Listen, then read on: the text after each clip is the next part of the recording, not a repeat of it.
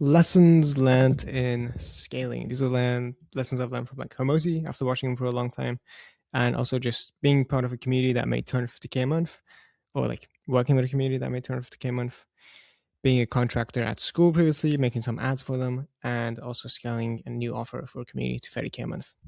And the first thing is just scalability sits on a spectrum. So it's not if something is scalable or not, it's how scalable something actually is.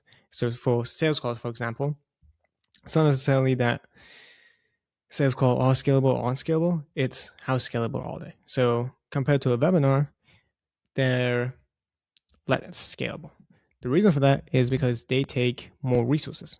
So the amount of resources, it determines how scalable something actually is. So let's say the webinars, for example, right, also cost you 200 bucks to run, just as a random number. Okay, so now they're less scalable because now there's another resource that's going towards them, right? And then as a good rule of thumb, the more scalable something is, the less results it gets on a percentage level. So sales call are going to convert more. If you get 100 people on a sales call, you will get more people than you would on a webinar. On sales call, if you get 50 people, that's pretty decent. On a webinar, if you get 10 people, that's pretty decent.